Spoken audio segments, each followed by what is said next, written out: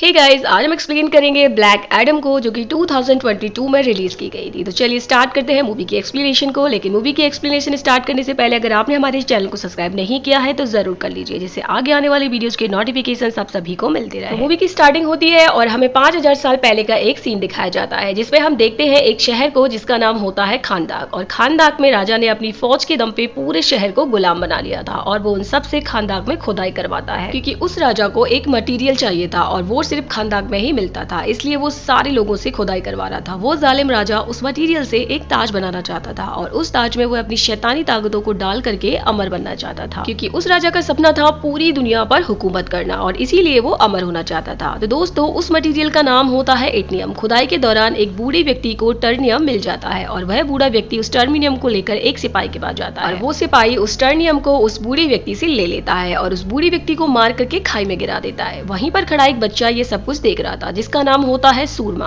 और सूरमा सिपाही से एटेनियम छीनकर एक पहाड़ी की चोटी पर चढ़ जाता है और वो बच्चा सभी को राजा के अगेंस्ट कर देता है। राजा जानता था कि एक दिन छोटी सी चिंगारी कभी न कभी आग में बदल सकती है और इसलिए वह सूरमा को मारने का फैसला सुनाता है। अगले दिन सूरमा को महल में लाया जाता है, मगर जब वो उसे मारने वाले होते हैं तो अचानक से वो गायब हो जाता है। गायब होकर के वो पहुंच जाता है गॉड के संगठन में, जहाँ पर उसकी बहादुरी से सभी लोग बहुत खुश होते हैं और उसके लिए अपनी अपनी पावर्स देते हैं और उसे बताते हैं कि जब तुम शदैम बोलोगे तो हमारी सारी पावर्स तुम्हारे अंदर आ जाएंगी। और इस तरीके से सूरमा अपनी सारी पावर्स को लेकर के वापस उस राजा का सामना करने के लिए महल में पहुंचता है। लेकिन उससे पहले ही राजा ने उस मटेरियल से उस ताज को बनवा लिया था। फिर क्या था, इन दोनों के बीच में काफी लड़ाई होती है, मगर सूरमा लड़ाई में जीत जाता है। मगर इन दोनों की लड़ाई की वजह से पूरा का पूरा शहर डिस्ट्रॉय हो जाता है। फोर्स ने उस ताज को छुपा दिया था और सूरमा के बारे में उसके बाद से किसी ने भी बात नहीं की। और फिर उसके बाद हमें 5000 साल बाद का मतलब प्रेजेंट टाइम दिखाया जाता है। 5000 साल के बाद हमें उसी जगह पर एक सिटी को दिखाया जाता है जिस पर कुछ गैंगों ने कब्जा कर लिया था और इस गैंग के लोग लोगों को लूट रहे थे और उन लोगों के साथ मारपीट भी कर रहे थे। और इस तरीके से गैंग ने पूरी सिटी को अपने कंट्रोल में किया हुआ था।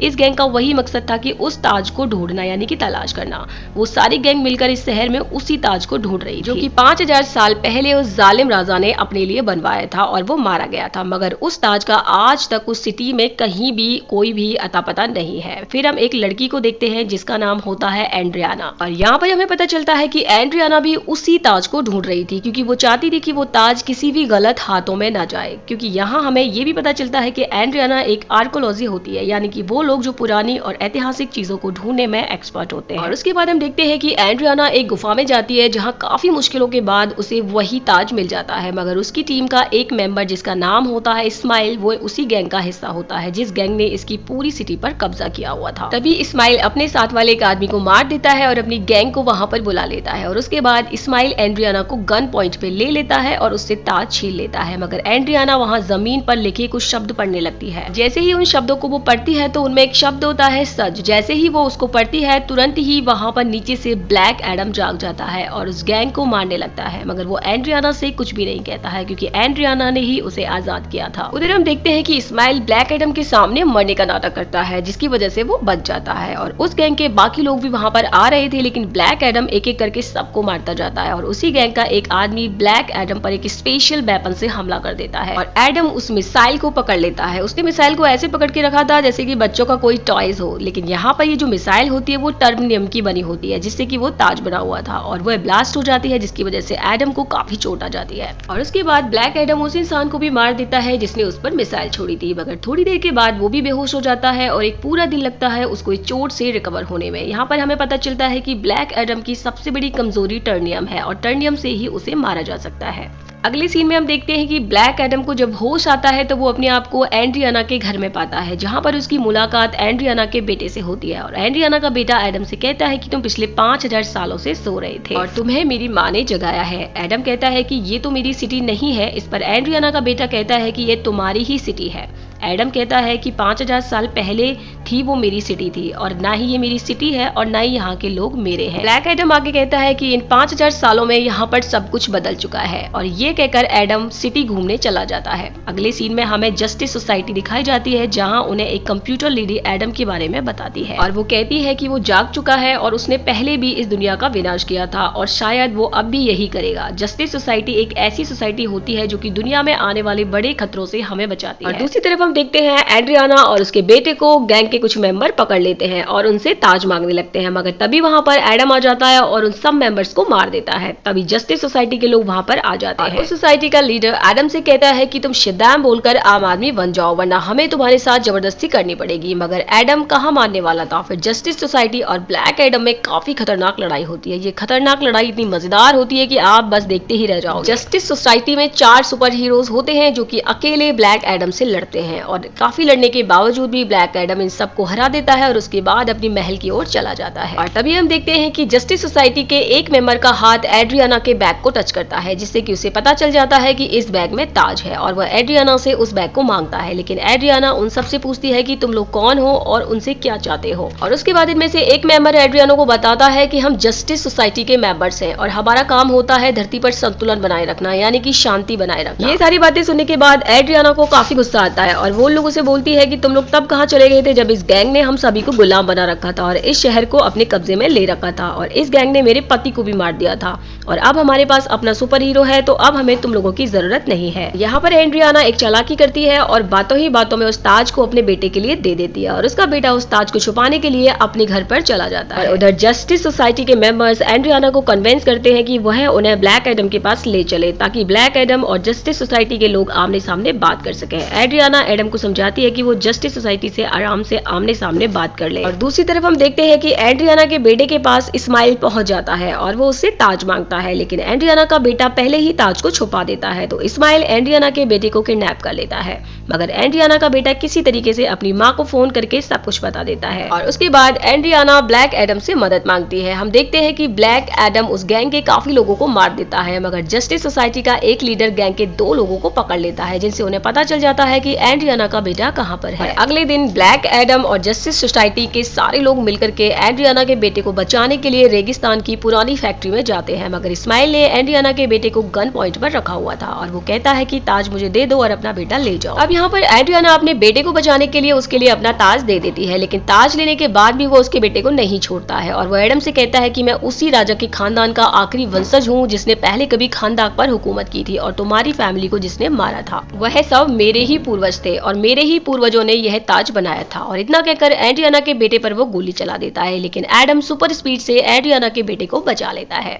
लेकिन एडम को इस बात पर इतना गुस्सा आता है कि वो अपनी सारी पावर का एक ही साथ इस्तेमाल कर देता है और उसमें इतनी पावर्स होती है कि इस्माइल और उसकी सारी गैंग वहीं पर खत्म हो जाती है, यानी कि मारी जाती है। अब वो चारों तरफ तबाही मच जाती है। एडम तबाही को देखकर बहुत ही अफसोस करता है और वहां से उड़कर महल जाने लगता है। और उसके बाद हम देखते हैं कि जस्टिस सोसाइटी का लीडर एडम के पास आता है और उसके बाद एडम उसे अपनी कहानी सुनाने लगता है और हमारी कहानी पहुंच जाती है 5000 साल पुराने फ्लैशबैक में। तो दोस्तों यहाँ पर इस मूवी का सबसे बड़ा राज खुलता है। अभी तक हम सभी को लग रहा था कि जो ब्लैक एडम है वो कोई और नहीं बल्कि हमने जिस बच्चे को मूवी की स्टार्टिंग में देखा था जिसका नाम सूरमा था वही है, मगर यहाँ पर ऐसा नहीं होता है। यहाँ पर ब्लैक एडम बताता है कि सूरमा मेरा बेटा था और जब वह गायब हुआ तो राजा ने मुझे और मेरी बीवी को इतना टॉर्चर किया कि जिससे मेरी बीवी मारी गई और मैं भी मरने ही वाला था, लेकिन तभी वहां पर मेरा बेटा आ जाता है और अपनी सारी ताकत मुझे दे देता है, मगर तभी सिपाही हम पर हमला कर देते हैं। इस हमले में मैं तो बच जाता हूँ लेकिन मेरा बच्चा मारा जाता है, यानी कि मेरा बेटा मारा जाता है। मैं इसलिए बच जाता हूँ क्योंकि उसने अपनी सारी पावर्स मेरे लिए दे दी थी।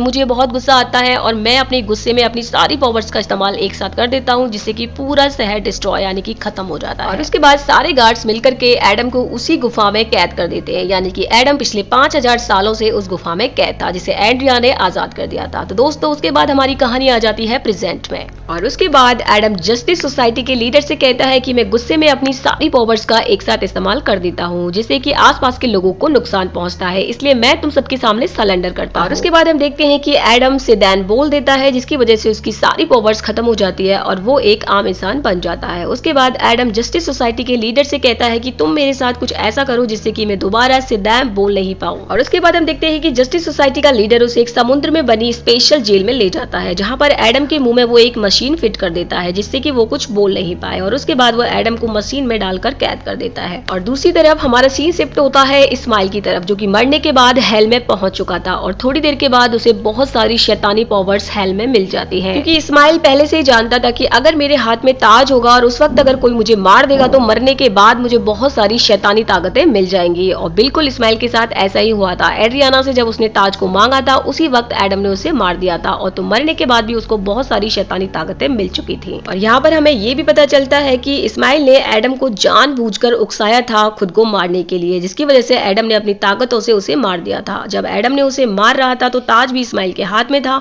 इस्माइल को ये बात पहले से ही पता थी और सब कुछ उसके प्लान के मुताबिक हो रहा था। और अब इस्माइल हेल में जाने के बाद डेविल से यानी कि शैतान से उसे बहुत सारी ताकतें मिल चुकी थी। अब इस्माइल कोई इंसान नहीं रहा था बल्कि वह बन चुका था एक शैतान और अपनी पावर के साथ इस दुनिया पर अब वो राज करना चाहता था। और इसीलिए वो वापस दुनिया में आकर के चारों तरफ तबाही मचाना शुरू कर देता है। जस्टिस सोसाइटी के लोगों को इसके बारे में पता चलता है और वो इसका मुकाबला करने के लिए जाते हैं। इसी बीच काफी देर लड़ाई चलती है मगर सबके पास काफी ताकतें होती हैं, लेकिन सब मिलकर भी उसे रोक नहीं पा रहे थे। तभी हम देखते हैं जस्टिस सोसाइटी के एक मेंबर को जिनका नाम था डॉक्टर फेड। वो मल्टीपल फॉर्म में आकर के उससे लड़ते हैं मगर वो भी उसे नहीं रोक पाते हैं। जस्टिस सोसाइटी के मेंबर्स को पता चल जाता है कि इसको केवल एक ही इंसान रोक सकता है और वो है सिर्फ ब्लैक एडम। और उसके बाद डॉक्टर फेब टेलीपैथ के जरिए ब्लैक एडम से मदद मांगते हैं और अपने मैजिक से उस मशीन को भी खोल देते हैं। एडम मशीन से बाहर आकर सोल्जर से लड़ता है, फिर वह पानी से बाहर आकर बोल देता है सिडैम, जिससे कि उसको दोबारा सारी की सारी पावर मिल जाती है। और इन सब के दौरान जस्टिस सोसाइटी के मेंबर डॉक्टर फेड मारे जाते हैं। तभी वहां पर ब्लैक एडम आ जाता है और अब शुरू होती है ब्लैक एडम और इस्माइल में घमासान। यहाँ पर हमें इन दोनों के बीच बहुत ही जबरदस्त और मजेदार फाइट देखने को मिलती है। काफी देर तक ये फाइट चलती रहती है। उसके बाद फाइनली ब्लैक एडम अपनी पूरी पावर का इस्तेमाल करता है और इस्माइल के 2 हिस्से कर देता है, जिसकी वजह से वह मारा जाता है और यहाँ पर ब्लैक एडम की जीत हो जाती है। और उसके बाद हम देखते हैं कि शहर के सारे लोग एडम को अपना मसीहा मतलब सुपर हीरो मानने लगते हैं और जस्टिस सोसाइटी का लीडर भी अब एडम का दोस्त बन जाता है। और उसके बाद एडम सिटी को भी अपना मानने लगता है। तभी वहां पर रात हो जाती है और हमें वही कंप्यूटर लेडी दिखती है जो कि एडम को चेतावनी देती है कि तुम्हें यहाँ पर रहना है रहो, लेकिन तुमने अगर खानदाक शहर से बाहर कदम निकाला तो तुम्हारे लिए अच्छा नहीं होगा। एडम उसे कहता है कि इस दुनिया में ऐसा कोई भी नहीं है जो मुझे रोक सके। इस पर वो लेडी कहती है कि मैं कुछ ऐसे लोगों को भी जानती हूँ जो इस दुनिया के हैं ही नहीं। इस पर एडम को उस पर बहुत गुस्सा आता है और वो कंप्यूटर की स्क्रीन को तोड़ देता है, जिससे वहां पर चारों तरफ धूल ही धूल हो जाती है और इस धूल से निकलता है सुपरमैन। और सुपरमैन एडम से कहता है कि बैठकर बात करते हैं और इसी के साथ ये मूवी यहीं पर एंड हो जाती है। तो दोस्तों आपको ये मूवी कैसी लगी आप मुझे कमेंट सेक्शन में जरूर बताइएगा। अगर आपको कुछ भी समझ में नहीं आया है तो आप मुझे कमेंट सेक्शन में जाकर के कुछ भी पूछ सकते हैं। तो मिलते हैं नई मूवी के साथ नई वीडियो में, तब तक के लिए बाय बाय।